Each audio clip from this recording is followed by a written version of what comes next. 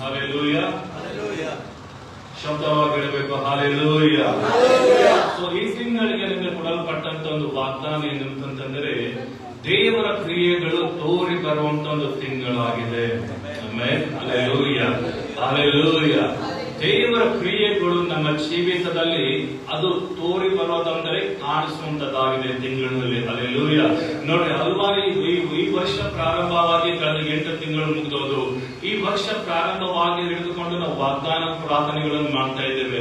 ಕೆಲವು ಜೀವಿತದಲ್ಲಿ ವಾಗ್ದಾನಗಳು ನೆರವೇರಿದೆ, ಕೆಲವು ಜೀವಿತದಲ್ಲಿ ವಾಗ್ದಾನಗಳು ನೆರವೇರಿಲ್ಲ.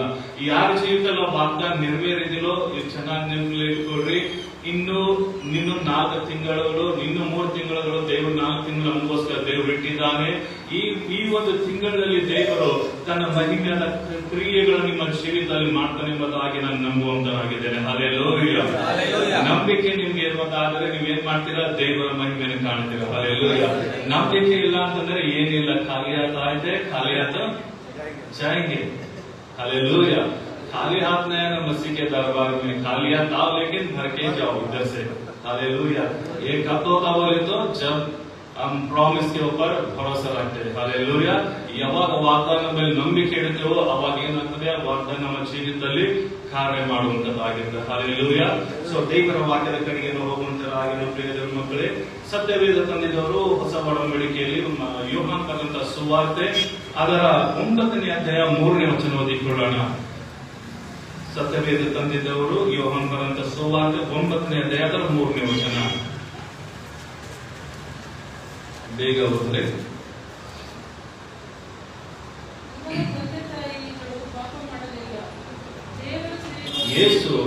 ಯೇಸು ಇವನು ಪಾಪ ಮಾಡಲಿಲ್ಲ, ಇವನ ತಂದೆ ತಾಯಿಗಳು ಪಾಪ ಮಾಡಲಿಲ್ಲ.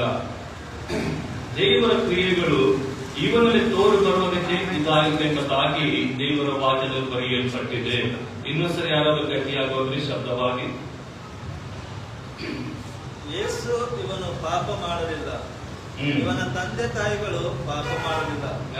ದೇವರ ಕ್ರಿಯೆಗಳು ಇವನಲ್ಲಿ ತೋರಿ ಬರುವುದಕ್ಕೆ ಇದಾಯಿತು.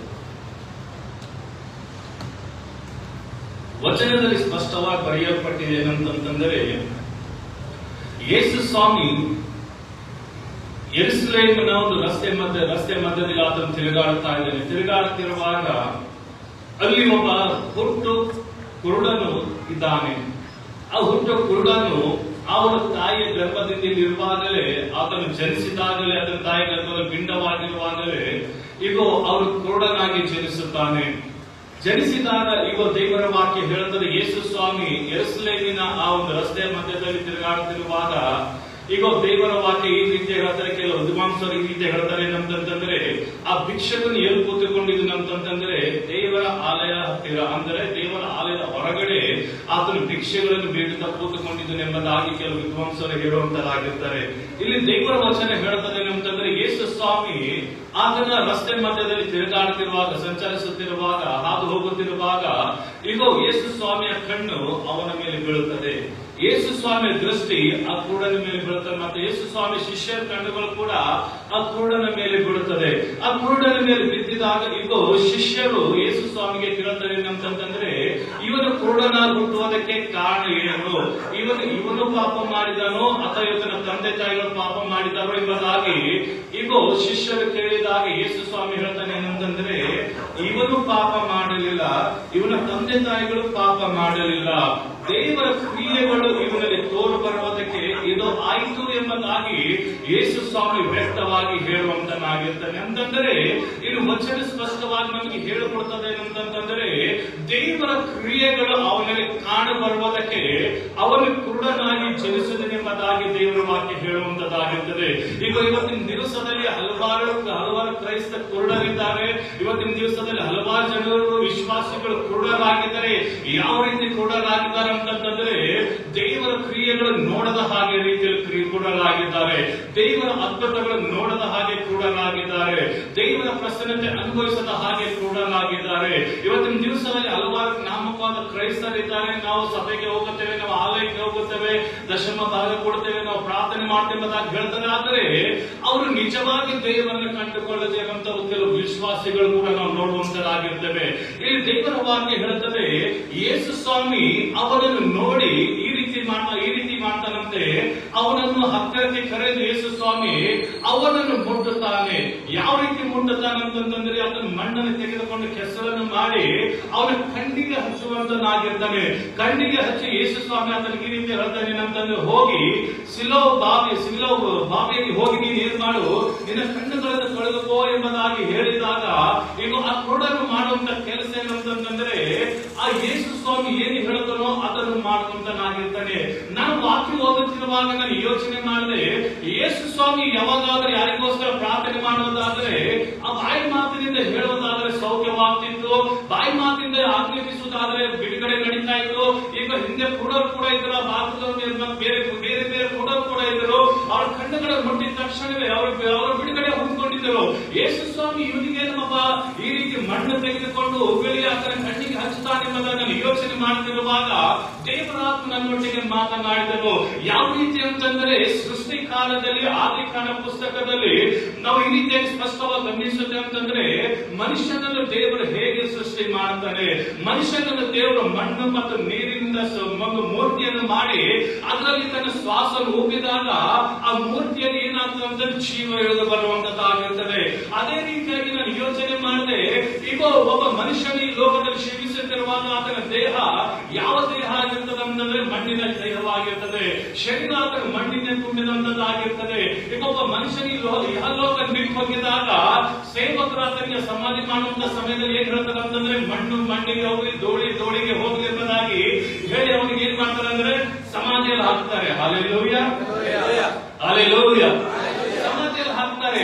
ಅದೇ ರೀತಿಯಾಗಿ ನಾನು ಯೋಚನೆ ಮಾಡ್ತಿರುವಾಗ ದೇವರ ಆತ್ಮ ತಿಳಿಸಿದನು, ಇವನು ತಾಯಿ ಗರ್ಭದಲ್ಲಿ ಇರುವಾಗದಿಂದಲೇ ಇದನ್ನು ಕುರುಡನಾಗಿ ಜನಿಸಿದನಂತಂದ್ರೆ ಸೃಷ್ಟಿಕರ್ತರು ತಿರುಗಿ ಏನ್ ಮಾಡೋದಕ್ಕೆ ಪ್ರಾರಂಭ ಮಾಡಿದಂತಂದ್ರೆ ಆ ಮಣ್ಣನ್ನು ತೆಗೆದುಕೊಂಡು ಉಗುಳಿ ಆತನ ಕಣ್ಣಿನ ಮೇಲೆ ಹಚ್ಚಿದವರು. ಕಣ್ಣಿನ ಮೇಲೆ ಹಚ್ಚಿದಾಗ ಈಗ ದೇವರು ಹೇಳ್ತಾರೆ, ಹೋಗಿ ಸಿಲೋ ಬಾಗಿಲಿಗೆ ಅಂದ್ರೆ ಹೋಗಿ ನಿನ್ನ ಕಣ್ಣನ್ನು ತೊಳೆದುಕೋ ಎಂಬುದಾಗಿ ಹೇಳಿದಾಗ ಅವನು ಮಾಡಿದಂತ ಒಂದು ಕಾರ್ಯ ಏನಂತಂದ್ರೆ ಆತನು ಏನು ಹೇಳುತ್ತಾನೋ ಅದನ್ನೇ ಮಾಡುವವನಾಗಿದ್ದನು.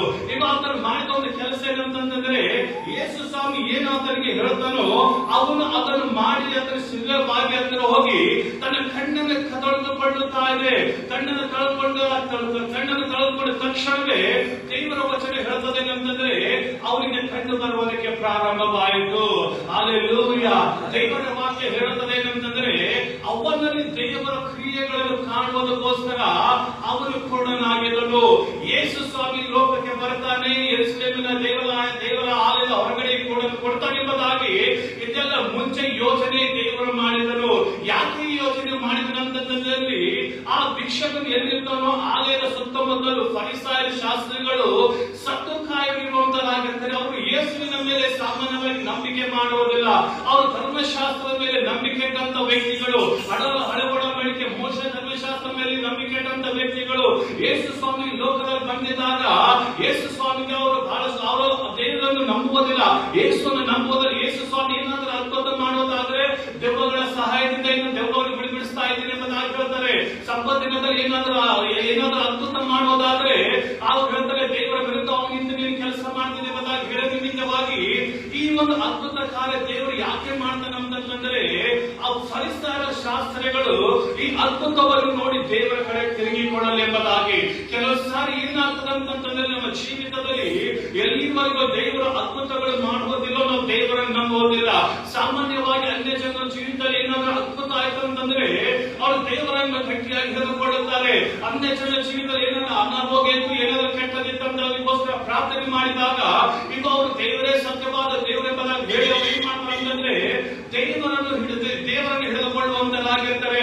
ಈಗ ಪ್ರಿಯ ದೇವರ ಮಕ್ಕಳೇ, ನಾನು ಮಾತಾಡೋದಕ್ಕೆ ಇಷ್ಟಪಡ್ತೀನಿ ಅಂತಂದ್ರೆ ಹಲವಾರು ವರ್ಷಗಳಿಂದ ನೀವು ಯಾವ ಅದ್ಭುತಕ್ಕೋಸ್ಕರ ಕಾಯ್ತಾ ಇದ್ರೋ, ಹಲವಾರು ವರ್ಷಗಳಿಂದ ಯಾವ ವಿಷಯಗಳಿಗೋಸ್ಕರ ನೀವು ವೇಟ್ ಮಾಡ್ತಾ ಇದ್ದೀರೋ, ಈಗ ನಾನು ಹೇಳ್ತೀನಿ ಈ ತಿಂಗಳಿನಲ್ಲಿ ದೇವರು ತನ್ನ ಹಸ್ತವನ್ನು ಚಲಿಸುವುದಕ್ಕೆ ಹೋಗುತ್ತಾ ಇದ್ದಾನೆ. ಈ ತಿಂಗಳಲ್ಲಿ ದೇವರು ತನ್ನ ಕ್ರಿಯೆಗಳನ್ನು ಮಾಡುವುದಕ್ಕೆ ಹೋಗುತ್ತಾ ಇದ್ದಾನೆ. ಈ ತಿಂಗಳಲ್ಲಿ ದೇವರು ತನ್ನ ದೈವಿಕವಾದ ಕಾರ್ಯಗಳು ಅದು ನಿಮ್ಮ ಜೀವಿತದಲ್ಲಿ ಅದು ಹಿಡಿದು ಬರುವ ಹಾಗೆ ದೇವರು ತನ್ನ ದೈವಿಕವಾದ ಕಾರ್ಯವನ್ನು ಆ ಜನರು ನೋಡುವ ಹಾಗೆ ನಿಮ್ಮ ಜೀವಿತದಲ್ಲಿ ಅದನ್ನು ಮಾಡುವುದಕ್ಕೆ ಆತನು ಸಿದ್ಧವಾಗಿ ನಿಂತುಕೊಂಡಿದ್ದಾನೆ. ಆತನು ಯಾವ ರೀತಿಯ ರಸ್ತೆ ಮಧ್ಯದಲ್ಲಿ ಹಾದು ಹೋಗುತ್ತಾ ಇದೀನೋ ಅದೇ ರೀತಿಯಲ್ಲಿ ಈ ದಿನ ದೇವರು ನಿಮ್ಮ ಜೀವಿತದಿಂದ ಹಾದು ಹೋಗುತ್ತಾನೆ. ಹಾದು ಹೋಗುವಂತ ಸಮಯದಲ್ಲಿ ನೀನು ಪ್ರಾರ್ಥನೆ ಮಾಡುತ್ತಾ ದೇವರನ್ನು ಕೊಂಡಾಡುತ್ತಾ ಇರುವುದಾದರೆ ಈಗ ಆತನ ದೃಷ್ಟಿ ಮೇಲೆ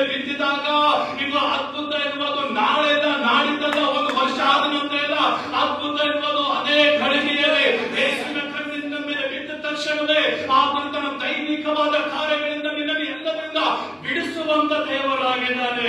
ಈ ತಿಂಗಳಲ್ಲಿ ಯಾರು ನಂಬಿಕೆಯಿಂದ ಪ್ರಾರ್ಥಿಸ್ತಾರೋ, ನಾನು ಹೇಳ್ತೀನಿ, ನಂಬಿಕೆಯಿಂದ ದೇವರ ಕ್ರಿಯೆಗಳನ್ನು ನೀವು ನೋಡುವುದಕ್ಕೆ ಹೋಗುತ್ತಿಲ್ಲ. ಈ ತಿಂಗಳಲ್ಲಿ ಯಾರು ನಂಬಿಕೆಯಿಂದ ದೇವರೇ ನೀನು ಎಲ್ಲ ನನ್ನ ಜೀವಿತ ಮಾಧ್ಯಮದಾಗಿ ಯಾರು ನಂಬಿಕೆಯಿಂದ ನಿರೀಕ್ಷೆಗೆ ನಿಂತುಕೊಳ್ತೀರೋ, ಇಗೋ ಅವರ ಜೀವಿತದಲ್ಲಿ ಜಯ ಕಾಯ್ತಾ ಇದೆ. ಕಾರಣ ಏನಂತಂದ್ರೆ ಯುದ್ಧ ನಿನ್ನದಲ್ಲ, ಯುದ್ಧ ಯೆಹೋವನದೇ. ಆತ ನಿನ್ನ ಪಕ್ಷದಲ್ಲಿ ಇಟ್ಟುಕೊಂಡು ಆತನ ಹೋರಾಟ ಮಾಡುವಂತವ ದೇವರು ಆಗಿದ್ದಾನೆ. ಹಲ್ಲೆಲೂಯಾ. ಇದರ ಕುರಿತಾಗಿ ಯೋಚನೆ ಮಾಡೋಣ. ಈತ ಯೌವನ ಪ್ರಾಯದಲ್ಲಿ ಬರುವಾಗ, ಯೌವನ ಪ್ರಾಯದಲ್ಲಿ ಬಂದಾಗ ಕೂಡ ಈತನ ಕ್ರೋಢನು ಆಗಿದ್ದಾನೆ. ದೇವರ ವಚನ ಹೇಳುತ್ತದೆ, ಇವನು ಚಿಕ್ಕ ಹಿಡಿದುಕೊಂಡು ಯೌವನ ಪ್ರಾಯದಲ್ಲಿ ಬಂದನು, ಆದರೂ ಕೂಡ ಈತನಿಗೆ ಕಣ್ಣುಗಳು ಕಾಣ್ತಾ ಇಲ್ಲ. ಅವರ ತಂದೆ ತಾಯಿಗಳು ಎಲ್ಲಾದ್ರೂ ಕರೆದುಕೊಂಡು ಹೋಗಿರ್ಬೋದು, ನನ್ನ ಮಗನಿಗೆ ಕಣ್ಣು ಬರುವಾಗೆ ಡಾಕ್ಟರ್ ಹತ್ರ ಹೋಗಿರ್ಬೋದು, ಆದರೆ ಯಾವುದೇ ಕ್ರಿಯೆ ನಡೆಯಲಿಲ್ಲ. ಆದರೆ ಯೇಸುವಿನ ಕಣ್ಣು ಯಾವಾಗ ಅವನ ಮೇಲೆ ಬಿತ್ತು, ಅವಾಗ ದೇವರು ಕ್ರಿಯೆ ಮಾಡೋದಕ್ಕೆ ಪ್ರಾರಂಭ ಮಾಡಿದನು. ದೇವರು ನಮ್ಮ ಜೀವಿತದಲ್ಲಿ ಅದ್ಭುತ ಮಾಡಿದಾಗ ಕೇವಲ ಒಂದು ಅದ್ಭುತ ಮಾಡುವುದಿಲ್ಲ. ಹಲ್ಲೆಲೂಯಾ. ಇವತ್ತಿನ ದಿವಸದಲ್ಲಿ ನಾವು ನೋಡುತ್ತೇವೆ, ಇದರ ಜೀವಿತದಲ್ಲಿ ದೇವರು ಇನ್ನು ಯಾವ ಅದ್ಭುತಗಳನ್ನು ಮಾಡ್ತಂತಂದ್ರೆ ಮಾನಸಿಕವಾಗಿ ಶಾರೀರಿಕವಾಗಿ ಇದನ್ನು ಬಿಡುಗಡೆ ಹೊಂದಿಕೊಂಡನು. ಇವತ್ತಿನ ದಿವಸದಲ್ಲಿ ಎಷ್ಟೋ ಜನರು ಮಾನಸಿಕವಾಗಿ ನೊಂದುಕೊಳ್ಳುತ್ತಾರೆ. ಇವತ್ತಿನ ದಿವಸದಲ್ಲಿ ಎಷ್ಟೋ ಜನರು ಮಾನಸಿಕವಾಗಿ ಯೋಚನೆ ಮಾಡಿ ಅವರಿಗೆ ರಾತ್ರಿಯಲ್ಲಿ ನಿದ್ರೆ ಇಲ್ಲದ ಹಾಗೆ ರೀತಿಯಲ್ಲಿ ಮಾನಸಿಕವಾಗಿ ಚಿತ್ರಹಿಂಸೆ ಅನುಭವಿಸುವಂತರಾಗಿರ್ತಾರೆ. ಯಾವುದೊಂದು ಭಯ ನಮ್ಮನ್ನು ಆವರಿಸಿಕೊಳ್ಳುವುದಾದರೆ, ಯಾವುದಾದ್ರೂ ಅನಾರೋಗ್ಯ ನಮ್ಮನ್ನು ಆವರಿಸಿಕೊಳ್ಳುವುದಾದರೆ, ನಮ್ಮ ಜೀವಿತದಲ್ಲಿ ಏನು ಉಂಟಾಗ್ತದಂತಂದ್ರೆ ಮಾನಸಿಕವಾದ ಒತ್ತಡ. ಈಗ ಎಲ್ಲ ನೆಗೆಟಿವ್ ಆದ ನಕಾರಾತ್ಮಕವಾದ ಆಲೋಚನೆಗಳು ನಮ್ಮನ್ನು ಹಿಂಬಾಲಿಸುವಂತದ್ದಾಗಿರ್ತದೆ. ಈಗ ಪ್ರಿಯ ಮಕ್ಕಳೇ, ನಿಮಗೆ ಯಾವಾಗ ಅನಾರೋಗ್ಯ ಇದ್ದಿತ್ತು ಅಂತ ಹೇಳ್ತಾರೆ. ಅನಾರೋಗ್ಯ ಇದ್ದಿದಾಗ ಡಾಕ್ಟರ್ ಬಂದು ಡಾಕ್ಟರ್ ಹತ್ರ ನೀವು ಹೋಗಿದಾಗ ಡಾಕ್ಟರ್ ಹೇಳ್ತಾರ, ಇಲ್ಲ ನಿನಗೆ ಕ್ಯಾನ್ಸರ್ ಇದೆ, ಇಲ್ಲ ನಿನಗೆ TB ಲಾಸ್ಟ್ ಸ್ಟೇಜ್ ಇದೆ, ಇಲ್ಲ ನಿನಗೆ ನಿನ್ನ ದೇಹದಲ್ಲಿ ಏನೋ ಒಂದು ಕೆಟ್ಟ ಅನಾರೋಗ್ಯ ತುಂಬಿಕೊಂಡಿದೆ ಅಂತ ಹೇಳಿದಾಗ ನಿಮ್ಮ ಮಾನಸಿಕವಾದ ಸ್ಥಿತಿ ಯಾವ ರೀತಿ ಆಗಿರ್ತದೆ? ಹಲ್ಲೆಲೂಯಾ. ನಿಮ್ಮ ಮಾನಸಿಕವಾದ ಸ್ಥಿತಿ ಏನಾಗಿರ್ತದೆ? ಅದಿನ್ನ ಡಾಕ್ಟರ್ ಹೇಳ್ಬೋದು, ಇನ್ನ ಇದ್ದಿರ್ಬೋದು ಎಂಬುದಾಗಿ ಅಂತ ಹೇಳ್ತಾನೆ. ಖಚಿತವಾಗಿ ಹೇಳುವುದಿಲ್ಲ. ನೀನು ಈ ರೋಗಕ್ಕೆ ಕಾಯಿಲೆಗೆ ನೀನು ತುತ್ತಾಗಿದೆ ಎಂಬುದಾಗಿ ಅದನ್ನು ಖಚಿತವಾಗಿ ಹೇಳುವುದಿಲ್ಲ. ಆದರೂ ಕೂಡ ಇದ್ದಿರಬಹುದು ಎಂಬುದಾಗಿ ಹೇಳಿದಾಗ ಕೂಡ ನೀನೇನಾಗ್ತಂತಂದ್ರೆ ಮಾನಸಿಕವಾಗಿ ನೀನ್ ಏನ್ ಮಾಡ್ತೀಯ? ಚಿತ್ರಹಿಂಸೆ ಅನುಭವಿಸೋದಕ್ಕೆ ಪ್ರಾರಂಭ ಮಾಡ್ತೀಯ. ಯೋಚನೆ ಮಾಡಿ ಚಿಕ್ಕವನು ಹಿಡಿದುಕೊಂಡು ದೊಡ್ಡವನು ಆದ ತನಕ ಈತನು ಕುರುಡನಾಗಿದ್ದಾನೆ. ಈತನ ಜೊತೆ ಹುಟ್ಟಿದವರೆಲ್ಲರೂ ಏನ್ ಮಾಡ್ತಾ ಇದ್ದಾರೆ ಅಂತಂದ್ರೆ ಒಳ್ಳೆ ರೀತಿಯಲ್ಲಿ ಬೆಳೆದಿದ್ದಾರೆ. ಅವ್ರು ಒಳ್ಳೆ ರೀತಿಯಲ್ಲಿ ಲೋಕ ನೋಡ್ತಾ ಇದ್ದಾರೆ, ಜನರನ್ನು ನೋಡ್ತಾ ಇದ್ದಾರೆ, ಆಲಯ ನೋಡ್ತಾ ಇದ್ದಾರೆ, ಯಾಚಕರ ವಾಕ್ಯಗಳನ್ನು ಕೇಳ್ತಾ ಇದ್ದಾರೆ. ಆದರೆ ಇವನಿಗೆ ಏನಾಗ್ತಿಲ್ಲ. ಇವನಿಗೆ ಎಂತ ಚಿತ್ರಹಿಂಸೆ, ಮಾನಸಿಕವಾದ ಚಿತ್ರಹಿಂಸೆ ಇದಿರ್ಬೋದು. ಯಾವಾಗ ಯೇಸು ಸ್ವಾಮಿ ಅವನನ್ನು ನೋಡ್ತಿದ್ದನೋ ಅವನು ಮಾನಸಿಕವಾಗಿ ಬಿಡುಗಡೆ ಹೊಂದನು. ನಕಾರಾತ್ಮಕವಾದ ಸ್ಥಿತಿಯಿಂದ ಕೂಡ ಬಿಡುಗಡೆ ಹೊಂದನು. ಇವತ್ತಿನ ದಿವಸ ನಮ್ಮ ಸಭೆಯಲ್ಲಿ ಒಬ್ಬ ಸ್ತ್ರೀ ಬರ್ತಾರೆ, ಅವರು ವಯಸ್ಸಾಗಿದ್ದವರು. ಅವರು ಸುಮಾರು 4 ವರ್ಷಗಳಿಂದ ರಾತ್ರಿ ವೇಳೆಯಲ್ಲಿ ನಿದ್ರೆ ಮಾಡಲಿಲ್ಲ. ಅವ್ರು 4 ವರ್ಷಗಳಿಂದ ಯೋಚನೆ ಮಾಡ್ರಿ, ಯಾಕೆ 4 ವರ್ಷಗಳಿಂದ ರಾತ್ರಿ ವೇಳೆಯಲ್ಲಿ ನಿದ್ದೆ ಮಾಡಲಿಲ್ಲ ಅಂತಂದ್ರೆ ಯಾವುದೋ ಒಂದು ನಕಾರಾತ್ಮಕ ಆಲೋಚನೆ ಅವರಲ್ಲಿ ಸೇರಿದಾಗ ಮಾನಸಿಕವಾಗಿ ಅವರು ಒತ್ತಡ ಅನುಭವಿಸುವುದಕ್ಕೆ ಪ್ರಾರಂಭ ಮಾಡಿದ್ರು. ಈಗ 4 ವರ್ಷಗಳಿಂದ ನಾನು ನಿದ್ದೆ ಮಾಡಿದ ಸೌರಭದಲ್ಲಿ ಬಂದಿದಾಗ ಈಗ ಯೇಸು ಎಂಬ ನಾಮದ ಮಗಳಿಗೋಸ್ಕರ ಪ್ರಾರ್ಥಿಸಿದಾಗ ಇವತ್ತಿನ ದಿವಸದಲ್ಲಿ ಮಗಳು ಹೇಳ್ತಾರೆ, ಒಂದು ಸಾಕ್ಷಿ ಕಳಿಸ್ತಾರೆ. ಏನಂತಂದ್ರೆ, ಹೌದು ಸರ್, ನಿಜವಾಗಿ ದೇವರು ನನ್ನ ಬಿಡುಗಡೆ ಕೊಟ್ಟಿದ್ದಾನೆ. 4 ವರ್ಷಗಳಿಂದ ನಾನು ಮಲಗಿಲ್ಲ, ಆದ್ರೆ ಇವತ್ತಿನ ದಿವಸದಲ್ಲಿ ನಾನು ಮಲಗ್ತಾ ಇದ್ದೇನೆ ಎಂಬುದಾಗಿ ಆಕೆ ಸಾಕ್ಷಿಗಳು ಅಂತ ಆಗಿರ್ತಾರೆ. Hallelujah, hallelujah. ಮೂರನೇದಾಗಿ ಈತನ ಪರಿಸ್ಥಿತಿ ಬದಲಾವಣೆ ಆಯಿತು. ಮೂರನೇದಾಗಿ ಈತನ ಪರಿಸ್ಥಿತಿ ಬದಲಾವಣೆ ಆಯಿತು. ಹೇಗೆ ಬದಲಾವಣೆ ಆಯಿತು? ಜನರೆಲ್ಲ ಈತನ ನೋಡಿ ಏನ್ ಹೇಳ್ತಾ ಇದ್ರು ಅಂತಂದ್ರೆ, ಭಿಕ್ಷಕ ಕೂಡ ಎಂಬುದಾಗಿ ಹೇಳ್ತಾ ಇದ್ರು ಜನರನ್ನೆಲ್ಲ ನೋಡಿ. ವಚನ ಹೇಳ್ತದೆ ಏನಂತಂದ್ರೆ, ಈತನ ಅದ್ಭುತ ಅಂದುಕೊಂಡು ಆ ರಸ್ತೆ ದೇವರ ಆಲಯ ಸುತ್ತಮುತ್ತ ತಿರುಗಾಡ್ತಿರುವಾಗ ಇಂಥ ಜನರು ನೋಡಿ ಏನ್ ಹೇಳ್ತಾರೆ ಅಂತಂದ್ರೆ, ಇವನು ಆ ಭಿಕ್ಷಕನಲ್ಲವೇ, ಇವನು ಬೇಡು ತಿನ್ನುವಂತ ವ್ಯಕ್ತಿ ಅಲ್ಲವೇ ಎಂಬುದಾಗಿ ಆತನಿಗೆ ಗುರುತಿಡಿದೆ ಆತನಿಗೆ ಮಾತಾಡ್ತಾ ಇರುವಾಗ ಅವನು ಹೇಳ್ತಾನೆ, ಹೌದಾ, ಆ ಭಿಕ್ಷಕ ನಾನೇ. ಆದ್ರೆ ಇವಾಗ ನಾನು ಭಿಕ್ಷಕನಲ್ಲ, ಇವಾಗ ನನ್ನ ಕಣ್ಣುಗಳು ತೆರೆಯಲ್ಪಟ್ಟಿದೆ ಎಂಬುದಾಗಿ ಅದನ್ನು ಹೇಳುವಂತನಾಗಿದ್ದೇನೆ. ಈಗ ಯಾವಾಗ ಯೇಸು ಸ್ವಾಮಿ ನಿನ್ನ ಜೀವಿತದಲ್ಲಿ ಅದ್ಭುತ ಮಾಡುತ್ತಾನೋ, ನಿನ್ನ ಪರಿಸ್ಥಿತಿಗಳಲ್ಲಿ ಏರುಪೇರುಗಳಾಗೋದಕ್ಕೆ ಪ್ರಾರಂಭವಾಗುತ್ತವೆ. ಯಾವಾಗ ಯೇಸು ಸ್ವಾಮಿ ನಿನ್ನನ್ನು ಮುಟ್ಟುತ್ತಾನೋ, ನಿನ್ನ ಪರಿಸ್ಥಿತಿಗಳನ್ನು ಇದುವರೆಗೆ ಶೈತಾನನ ಕಟ್ಟಾಗಿರ್ಬೋದು, ಇದುವರೆಗೆ ಶೈತಾನ ಬಂಧನದಲ್ಲಿ ಇಟ್ಟುಕೊಂಡಿರ್ಬೋದು, ಯಾವಾಗ ಯೇಸು ಕ್ರಿಸ್ತ ನಿನ್ನ ಮುಟ್ಟುವುದಕ್ಕೆ ಪ್ರಾರಂಭ ಮಾಡ್ತಾನೋ, ಯಾವಾಗ ಯೇಸುವಿನ ಹಸ್ತ ನಿನಗೋಸ್ಕರ ಚಲಿಸುವುದಕ್ಕೆ ಪ್ರಾರಂಭವಾಗುತ್ತದೋ, ಈಗ ಕುರುಡನಾದಂತ ವ್ಯಕ್ತಿ ಇನ್ನು ಕುರುಡನಲ್ಲ, ಈಗ ದರಿದ್ರನಾದಂತ ವ್ಯಕ್ತಿ ಇನ್ನು ದರಿದ್ರನಲ್ಲ, ಈಗ ಭಿಕ್ಷಕನಾದಂತ ವ್ಯಕ್ತಿ ಇನ್ನು ಭಿಕ್ಷಕನಲ್ಲ. ಕಾರಣ ಏನಂತಂದ್ರೆ ದೇವರು ಆತನನ್ನ ಬಂಧನದಿಂದ ಹೊರಗಡೆ ತಂದನು. ಈಗ ಈ ತಿಂಗಳಲ್ಲಿ ನಾನು ಹೇಳ್ತೇನೆ, ಕೂಗಿ ಹೇಳ್ತೇನೆ, ನಿಮ್ಮ ಪರಿಸ್ಥಿತಿಗಳಲ್ಲಿ ಒಂದು ದೈವಿಕವಾದ ಬಿಡುಗಡೆ ದೇವರು ಮಾಡೋದಕ್ಕೆ ಹೋಗುತ್ತಾನೆ. ಕೆಲವು ಪರಿಸ್ಥಿತಿಗಳು ನಿಮ್ಮ ಜೀವನದಲ್ಲಿ ಬದಲಾವಣೆ ಆಗುತ್ತದೆ. ಈಗ ಸಾಲದ ಬಂಧನಗಳಿಂದ ಹೊರಗಡೆ ಬರುವಂತ ತಿಂಗಳು ಇದು ಆಗಿದೆ. ಈಗ ಅನಾರೋಗ್ಯದಿಂದ ಹೊರಗಡೆ ಬರುವಂತ ತಿಂಗಳು ಇದಾಗಿದೆ. ಈಗ ಬಂಧನಗಳಿಂದ ಹೊರಗಡೆ ಬರುವಂತ ತಿಂಗಳು ಇದಾಗಿದೆ. ಶಾಪಗಳಿಂದ ಹೊರಗಡೆ ಬರುವಂತ ತಿಂಗಳು ಇದಾಗಿದೆ. ಕಾರಣ ಏನಂತಂದ್ರೆ ಯೇಸುವಿನ ಹಸ್ತ ನಿಮಗೋಸ್ಕರ ಚಲಿಸುತ್ತಿರುವಾಗ ಅಲ್ಲಿ ಯಾವುದೇ ಬಂಧನ ಕಾರ್ಯ ಮಾಡೋದಕ್ಕೆ ಸಾಧ್ಯವಿಲ್ಲ. ನಂಬಿಕೆಯವರ ಗಟ್ಟಿಯಾಗಿ ಹೇಳೋಣ ಆಮೇಲೆ. ವಾಕ್ಯ ಹೇಳುತ್ತದೆ, ಈ ವ್ಯಕ್ತಿ ಪರಿಸ್ಥಿತಿಗೆ ಬದಲಾವಣೆ ಆಗಿದ ಹಾಗೆ ಈ ತರ ಅದ್ಭುತ ಹೊಂದಿಕೊಂಡ ಆದ ನಂತರ ಕೆಳಗಡೆ ವಚನದಲ್ಲಿ ಹೇಳುತ್ತದೆ ಏನಂತಂದ್ರೆ, ಇವತ್ತು ಯೇಸುವಿನ ಶಿಷ್ಯನಾಗಿ ಮಾರ್ಪಟ್ಟನು. Hallelujah, hallelujah. ನೀನ್ ರಕ್ಷಣೆ ಮಾರ್ಗದಲ್ಲಿ ಬಂದಿದಾಗ ನಿನ್ನ ಮುಖ್ಯ ಕೆಲಸ ಏನಂತಂದ್ರೆ ನೀನು ಶಿಷ್ಯನಾಗಬೇಕು. ಹಲ್ಲೆಲೂಯಾ. ಶಿಷ್ಯ ನೀನು ಆಗ್ಬೇಕು. ನೀನ್ ಕೇವಲ ರಕ್ಷಕ ಮಾರ್ಗದಲ್ಲಿ ಬಂದು ತಿಂಗಳ ಆದ ನಂತರ ನೀನು ಹೋಗಿ ಕಮ್ಮಿ ತೆಗೆದುಕೊಂಡು ವಾರ ಆದ ನಂತರ ಆಲಯಕ್ಕೆ ಬಂದು ದೇವರಿಗೆ ಸ್ತೋತ್ರ ಮಾಡಿ ಹೋಗಿ ನೀನು ಸಭೆಗೆ ಬಂದು ಚೇರ್ ಗರಂ ಮಾಡಿ ಹೋಗ್ತಾ ಇರುವಂತದ್ರಿಂದ ಯಾವುದೊಂದು ಫಾಯ್ದೆ ಇಲ್ಲ ಸಭೆಗೆ ಮತ್ತು ದೇವರಾಜ್ಯಕ್ಕೆ. ನೀನು ರಕ್ಷಣೆ ಮಾರ್ಗದಲ್ಲಿ ಇದೆಯಾ ಅಂತಂದ್ರೆ ಯೇಸು ಕ್ರಿಸ್ತನ ನಾಮದಲ್ಲಿ ತಂದೆ ಮಗ ಪವಿತ್ರಾತ್ಮದಲ್ಲಿ ದೀಕ್ಷಾ ಸ್ನಾನ ತೆಗೆದುಕೊಂಡಿದೆಯೋ, ದೇವರೊಟ್ಟಿಗೆ ದರ್ಶನದೊಟ್ಟಿಗೆ ಮಾತನಾಡಿದ್ದಾನೆ, ದೇವರಿನೊಟ್ಟಿಗೆ ತನ್ನ ವಾಕ್ಯದ ಮುಖಾಂತರ ಮಾತನಾಡಿದ್ದಾನೆ.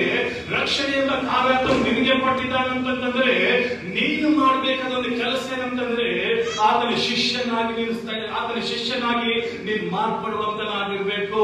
ಈಗ ನೀನು ಪಾಪದಲ್ಲಿರುವಾಗ, ನೀನು ಕೆಸರಿನಲ್ಲಿರುವಾಗ, ನೀನು ಹೊಲಸಾದ ಒಂದು ಸ್ಥಿತಿಯಲ್ಲಿದ್ದಾಗ, ಲೋಕದ ಕಾರ್ಯಗಳಲ್ಲಿ ನೀನು ಮುಳುಗಿ ಹೋಗಿದಾಗ ದೇವರು ಬೇಡಪ್ಪ ನೀನು ಅಂತ ಕೆಟ್ಟ ಕೆಲಸದ ಹೋಗಬೇಡ ಎಂಬುದಾಗಿ ಹೇಳಿ ಆತ ನೀನು ರಕ್ಷಣೆ ಮಾಡಲು ತೆಗೆದುಕೊಂಡು ಬಂದಾಗ ಆ ರಕ್ಷಣೆ ಬೆಳಕು ಇತರ ಮೇಲೆ ನೀನು ಚೆಲ್ಲುವಂತನಾಗಿರ್ಬೇಕು. ಈ ಸಭೆಯಲ್ಲಿ ಬಂದಂತ ಯಾವುದೇ ಸಭೆಯಲ್ಲಿ ಇರುವಂತಹ ಪ್ರತಿಯೊಂದು ವ್ಯಕ್ತಿಗಳು ನೀವು ಕೇವಲ ಒಂದು ವಾಕ್ಯ ಕೇಳಿ ಹೋಗಬಾರದು. ನೀವು ಇತರರಿಗೆ ಹೋಗಿ ವಾಕ್ಯವನ್ನು ಸಾರಬೇಕು. ಪಾಪದಿಂದ ಜನರಿಗೆ ಸುವಾರ್ತೆಯನ್ನು ಸಾರಬೇಕು. ನಶಿಸುವಂತ ಆತ್ಮಗಳ ಕುರಿತಾಗಿ ಭಾರತವನ್ನು ಪ್ರಾರ್ಥನೆ ಮಾಡಬೇಕು. ಯಾವಾಗ ಈ ರೀತಿ ನಾವು ಕಾರ್ಯ ಮಾಡ್ತೇವೋ ಅವಾಗ ದೇವರ ಒಂದು ಬೆಳಕು ನಮ್ಮ ಮೇಲೆ ಚೆಲ್ಲುವಂತದ್ದಾಗುತ್ತದೆ.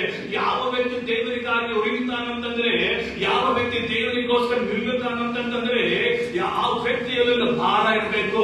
ಯಾವ ವ್ಯಕ್ತಿಯಲ್ಲಿ ಭಾರ ಇರ್ತದೋ ಅವನೇ ದೇವರ ರಾಜ್ಯ ಕಟ್ಟುವಂತನಾಗಿರ್ತಾನೆ.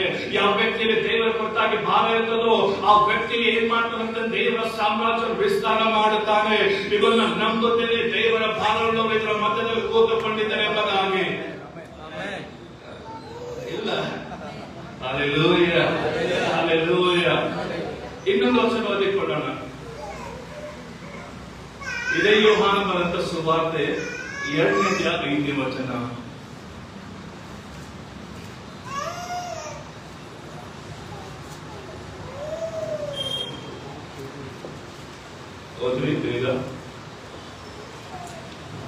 ಸಮಯವು ಇನ್ನೂ ಬಂದಿಲ್ಲ ಎಂದು ಹೇಳಲು ಆತನು ತಾಯಿಯು ಕೆಲಸದವರಿಗೆ ಆತನು ನಿಮಗೆ ಏನು ಹೇಳುವೇನು ಅದನ್ನು ಮಾಡಿರಿ ಅಂದಳು. Hallelujah, hallelujah. ಈ ಹುಟ್ಟು ಕುರುಡನ ಜೀವಿತ ಕುರಿತಾಗಿ ನಾವು ಏನ್ ಕಲ್ತಂತಂದ್ರೆ ದೇವರ ಯೋಚನೆ ಕುರಿತಾಗಿ ಮೊದಲನೇದಾಗಿ ಕಲ್ತೇವೆ. ಎರಡನೇದಾಗಿ ಮಾನಸಿಕವಾಗಿ ಶಾರೀರಿಕವಾಗಿ ಆತನ ಬಿಡುಗಡೆ ಹೊಂದಲು, ಮೂರನೇದಾಗಿ ಆತನ ಪರಿಸ್ಥಿತಿ ಬದಲಾವಣೆಯಾಗಿ ಆತನು ರಕ್ಷಣೆ ಮಾಡಿದಲ್ಲಿ ಬಂದು ಯೇಸುವಿನ ಶಿಷ್ಯನಾಗಿ ಮಾರ್ಪಟ್ಟನು. ಇಲ್ಲಿ ವಚನದಲ್ಲಿ ಓದಿದೆ ಅಂತಂದ್ರೆ ಯೋಹಾನ ಬರೆದ ಸುವಾರ್ತೆ 2ನೇ ಅಧ್ಯಾಯದ 5ನೇ ವಚನದಲ್ಲಿ ಎಲ್ಲರಿಗೆ ಸುಪ್ರಸಿದ್ಧವಾದ ಒಂದು ಅಧ್ಯಾಯ ಇದು. ಯೇಸು ಮೊದಲನೇ ಅದ್ಭುತ ಎಲ್ಲಿ ಮಾಡಿದನು? ಎಲ್ಲಿದೆ? ಸುಲ್ತಾನ್ಪುರದಾಗ. ಹಲ್ಲೆಲೂಯಾ. ಯೇಸು ಮೊದಲನೇ ಅದ್ಭುತ ಏನ್ ಮಾಡ್ಬೇಕಂತಂದ್ರೆ ಏನೇನು ವನದಲ್ಲಿ ಕೂಡ ಮಾಡಿಲ್ಲ. ಯೇಸು ಮೊದಲನೇ ಅದ್ಭುತ ಏನ್ ಮಾಡುವಂತಂದ್ರೆ ಕಾನಾ ಊರಿನ ಮದುವೆಯಲ್ಲಿ, ಕಾನಾ ಊರು ಗಲಿಲಾಯದ ಬೆಸೈ ಕಾನಾ. ಇಲ್ಲಿ ವಚನದಲ್ಲಿ ನಾವು ಈ ರೀತಿಯ ಗಮನಿಸುತ್ತೇವೆ ಏನಂತಂದ್ರೆ, ಇಲ್ಲಿ ದೇವರು ತನ್ನ ಕ್ರಿಯೆಗಳನ್ನು ಹೇಗೆ ಮಾಡಿದನು, ದೇವರ ಕ್ರಿಯೆಗಳಲ್ಲಿ ಯಾವ ರೀತಿ ತೋರಲ್ಪಡುತ್ತೆ ಎಂಬುದಾಗಿ ನಾನು ಹೇಳುವುದಕ್ಕೆ ಇಷ್ಟಪಡುವಂತನಾಗಿರ್ತೇನೆ. ವಚನದಲ್ಲಿ ಈ ರೀತಿ ನಾವು ಗಮನಿಸುತ್ತೇವೆ ಏನಂತಂದ್ರೆ, ಯೇಸು ಸ್ವಾಮಿಗೆ ಒಂದು ಮದುವೆಯಲ್ಲಿ ಏನ್ ಮಾಡಿದರೆ ಆಮಂತ್ರಿಸಿದ್ದಾರೆ. ಯೇಸು ಸ್ವಾಮಿ ಮದುವೆಯಲ್ಲಿ ಕರೆದಿದ್ದಾರೆ. ಕರೆದಿದ್ದಾಗ ಇನ್ವೈಟ್ ಮಾಡಿದಾಗ ಯೇಸು ಸ್ವಾಮಿ ತನ್ನ ಶಿಷ್ಯರೊಟ್ಟಿಗೆ ಆ ಕಾನಾ ಊರಿನ ಮದುವೆಯಲ್ಲಿ ಹೋಗುವಂತನಾಗಿರ್ತಾನೆ. ಕಾನಾ ಊರಿನ ಮದುವೆಯಲ್ಲಿ ಯೇಸು ಸ್ವಾಮಿ ಹೋಗಿದ್ದಾಗ ಈಗ ಮದುವೆಯ ಒಂದು ವಾತಾವರಣ ಯಾವ ರೀತಿ ಇರ್ತದಂತಂದ್ರೆ ಒಂದು ಸಂತೋಷದ ವಾತಾವರಣ ಇರ್ತದೆ. ಮದುವೆಯ ವಾತಾವರಣ ಯಾವ ರೀತಿ ಇರ್ತದೆ ಅಂತಂದ್ರೆ ಆನಂದಕರವಾಗಿರುವಂತದ್ದಾಗಿರ್ತದೆ. ಇಂಥೊಂದು ಮದುವೆಯಲ್ಲಿ ಈಗ ಯಾವ್ದಾದ್ರು ವ್ಯಕ್ತಿ ಒಬ್ಬ ತಂದೆ ಆದಂತವನು ತನ್ನ ಮಗನ ಮದುವೆ ಆಗಲಿ ತನ್ನ ಮಗಳ ಮದುವೆ ಆಗಲಿ ಮಾಡ್ಬೇಕಂತಂದ್ರೆ ಅವನು ಒಂದು 6 ತಿಂಗಳು ಹಿಡಿದುಕೊಂಡೇ ಅದನ್ನು ಪೂರ್ವ ಸಿದ್ಧತೆ ಮಾಡ್ಕೊಂಡು ಬರ್ತಾನೆ. ಅಂದ್ರೆ ಮದುವೆಯಲ್ಲಿ ಯಾವುದೇ ಕೊರತೆ ಇರಬಾರದು, ಮದುವೆಯಲ್ಲಿ ಯಾವುದೇ ನಮಗೆ ನಾವು ಯಾವುದೇ ವಿಷಯದಲ್ಲಿ ನಮ್ಮ ತಲೆ ತಟ್ಟಬಾರ್ದು ಎಂಬುದಾಗಿ ಹೇಳಿ 6 ತಿಂಗಳು ಹಿಡಿದುಕೊಂಡೇ 1 ವರ್ಷ ಹಿಡ್ಕೊಂಡೆ ಮದುವೆ ಸಿದ್ಧತೆ ಮಾಡುವಂತದ್ದಾಗಿರ್ತಾರೆ. ಇಲ್ಲಿ ಸತ್ಯವೇದವಾಗಿ ನೋಡುತ್ತೇವೆ ಏನಂತಂದ್ರೆ, ಈ ವ್ಯಕ್ತಿ ಕೂಡ ತನ್ನ ಮಗನ ಮದುವೆ ಮಾಡ್ತಾ ಇರ್ಬೋದು. ಮಾಡುವಂತ ಸಮಯದಲ್ಲಿ ಏನಾಗ್ತದೆ ಅಂತಂದ್ರೆ ಇಲ್ಲಿ ದ್ರಾಕ್ಷರಸ ಏನಾಗ್ತದೆ, ಕಡಿಮೆ ಬೀಳುತ್ತದೆ. ದ್ರಾಕ್ಷರಸ ಕಡಿಮೆ ಬಿದ್ದಿದಾಗ ಯೇಸು ಸ್ವಾಮಿ ಹತ್ರ ಯಾರು ಬರ್ತಾರೆ ಅಂತಂದ್ರೆ ಮರಿಯಳು ಬರ್ತಾಳೆ. ಮರಿಯಳು ಬಂದಿದಾಗ ಮರಿಯಳು ಏನ್ ಹೇಳ್ತಾರಂತಂದ್ರೆ, ಮರಿಯಳು ಹೇಳ್ತಾರೆ, ಮಗನೇ ದ್ರಾಕ್ಷರಸ ಕಡಿಮೆ ಆಗಿದೆ ಎಂಬುದಾಗಿ ಹೇಳ್ತಾನೆ. ಹೇಳಿದ ದ್ರಾಕ್ಷರಸ ಕಡಿಮೆ ಆಗಿದೆ ಎಂಬುದಾಗಿ ಹೇಳಿದಾಗ ಈಗ ದೇವರ ವಾಕ್ಯ ಹೇಳ್ತದೆ ಏನಂತಂದ್ರೆ, ಯೇಸು ಸ್ವಾಮಿ ಹೇಳ್ತಾನೆ ಅಂದ್ರೆ, ಅಮ್ಮ ನನಗೆ ಇನ್ನ ಸಮಯ ಬಂದಿಲ್ಲ ಎಂಬುದಾಗಿ ಹೇಳಿದಾಗ ಕೂಡ ಇಲ್ಲಿ ದೇವರು ತನ್ನ ಕಾರ್ಯವನ್ನು ಮಾಡ್ತಾ ಇದ್ದಾನೆ. ಯಾಕೆ ಕಾರ್ಯ ಮಾಡ್ತಾ ಇದ್ದಾನೆ? ದೇವರ ಒಂದು ಕ್ರಿಯೆಗಳು ನಮ್ಮ ಜೀವಿತ ತೋರಿ ಬರ್ಬೇಕಂತಂದ್ರೆ ಚೆನ್ನಾಗಿ ನಂಬಿಕೊಳ್ಳ್ರಿ. ದೇವರ ಒಂದು ಅದ್ಭುತ ಕಾಲದ ಕ್ರಿಯೆಗಳು ನಮ್ಮ ಜೀವಿತದಲ್ಲಿ ಕಾರ್ಯ ಮಾಡಬೇಕು ಅಂತಂದ್ರೆ ಮೊಟ್ಟ ಮೊದಲನೇದಾಗಿ ನಮ್ಮಲ್ಲಿ ನಂಬಿಕೆ ಇರಬೇಕು. Hallelujah. Hallelujah. Hallelujah. Hallelujah. ವಚನ ಹೇಳುತ್ತದೆ, ಯೇಸು ಸ್ವಾಮಿ ಹತ್ರ ಯಾರು ಬರ್ತಾ ಇದ್ದಾರೆ? ಮರಿಯಳು ಬರ್ತಾ ಇದ್ದಾಳೆ. ಮರಿಯಳು ಬರ್ತಾ ಇರುವಾಗ ಮರಿಯಳು ಕೇಳ್ಕೊಳ್ತಾ ಏನಂತಂದ್ರೆ, ಆ ಮನೆ ಕುರಿತಾಗಿ ಆಕೆ ಚಿಂತೆ ಮಾಡಿ ದ್ರಾಕ್ಷರಸ ಮುಗಿದೋಗಿದೆ ಎಂಬುದಾಗಿ ಹೇಳಿದಾಗ ವಚನ ಹೇಳುತ್ತದೆ, ಯೇಸು ಸ್ವಾಮಿ ಹೇಳ್ತಾನೆ ಅಂತಂದ್ರೆ, ಅಮ್ಮ ನನ್ನ ಸಮಯದ ಬಂದಿಲ್ಲ ಎಂಬುದಾಗಿ ಹೇಳಿದಾಗ ಕೂಡ ಯೇಸು ಸ್ವಾಮಿ ಕ್ರಿಯೆಯನ್ನು ಮಾಡೋದಕ್ಕೆ ಪ್ರಾರಂಭ ಮಾಡುತ್ತಾನೆ. ಇದಂತ ದೇವರಿಗೆ ಮನಸ್ಸಿಲ್ಲದೆ ಹೋದಾಗಲೂ ಕೂಡ ನೀನು ನಂಬಿಕೆಯಿಂದ ಯಾವಾಗ ನೀನು ಕೇಳೋದಕ್ಕೆ ಪ್ರಾರಂಭ ಮಾಡ್ತೀಯೋ ಆತನ ಕ್ರಿಯೆ ಮಾಡೋದಕ್ಕೆ ಪ್ರಾರಂಭ ಮಾಡುತ್ತಾನೆ.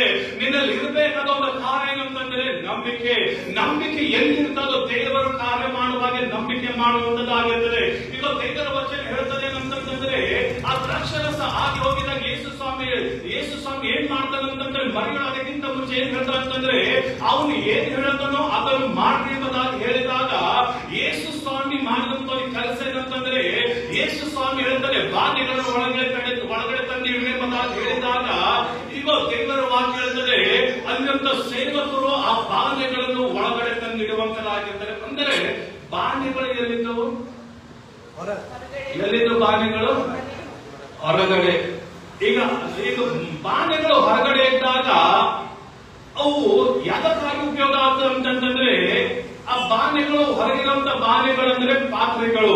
ಆ ಬಾನೆಗಳು ಯಾರಿಗೆ ಉಪಯೋಗ ಆಗ್ತದೆ ಅಂತಂದ್ರೆ, ಯಾವ ವಿಷಯಕ್ಕೋಸ್ಕರ ಉಪಯೋಗ ಆಗ್ತದೆ ಅಂತಂದ್ರೆ, ಕಾಲು ತೊಳೆಯೋದಕ್ಕೋಸ್ಕರ ಆಗಲಿ ಯಾವುದೇ ವಿಷಯಗಳಿಗೋಸ್ಕರ ಆಗಲಿ ಅದು ಉಪಯೋಗ ಮಾಡುವಂತರಾಗಿದೆ. ಅಂತಂದ್ರೆ ಹೊರಗಿರುವಂತ ಸಂಗತಿಗಳಿಗೆ ಯಾವುದೇ ರೀತಿಯಾದ ಒಂದು ಬೆಲೆ ಇರುವುದಿಲ್ಲ.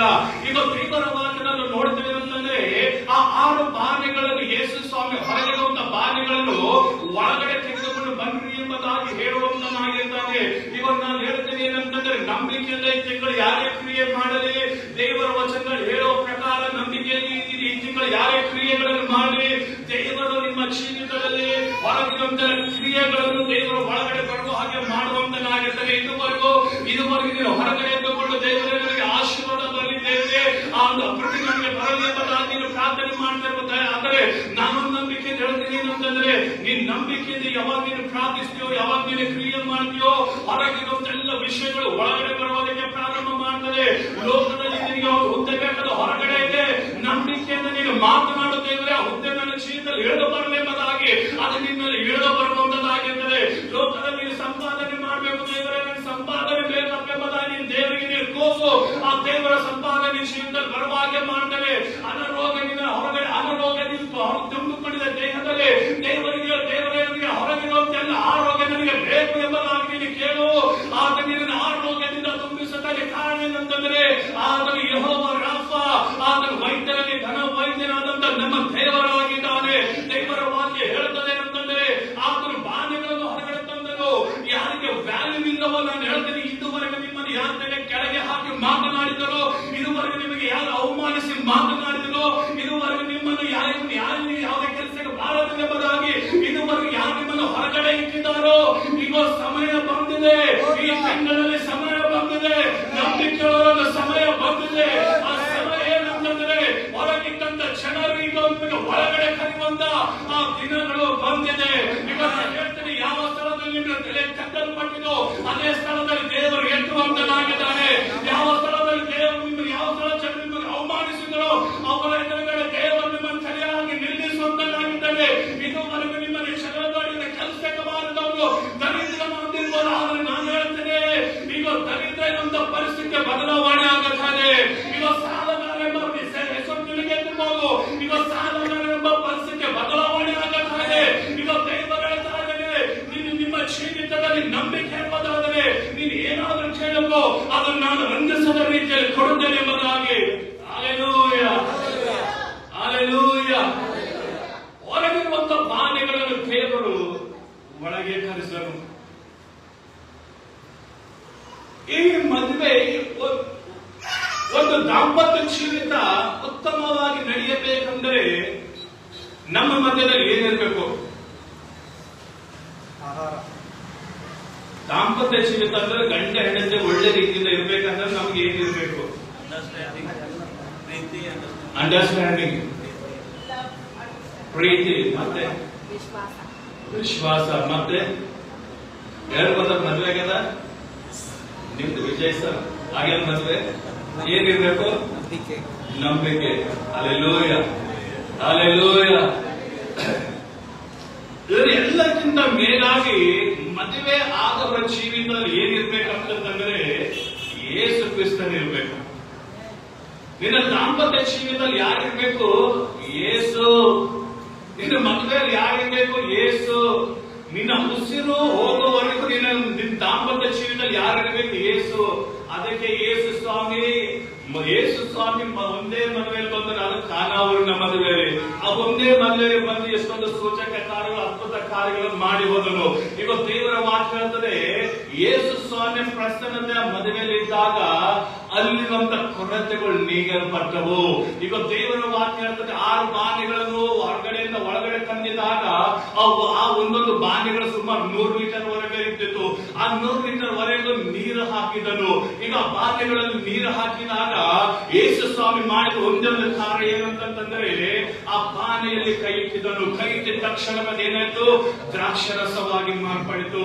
ಈಗ ನಿನ್ನ ಜೀವಿತದಲ್ಲಿ, ನಿನ್ನ ದಾಂಪತ್ಯ ಜೀವಿತದಲ್ಲಿ, ನಿನ್ನ ವೈಯಕ್ತಿಕ ಜೀವಿತದಲ್ಲಿ ಯೇಸು ಎಲ್ಲಿವರೆಗೆ ಇರುತ್ತಾನೋ ಅಲ್ಲಿವರೆಗೂ ನಿನ್ನ ಜೀವಿತ ಯಾವ ರೀತಿ ಆಗಿರ್ತದಂತಂದ್ರೆ ದ್ರಾಕ್ಷರಸ ತರ ಆಗಿರುವಂತದ್ದಾಗಿರ್ತದೆ.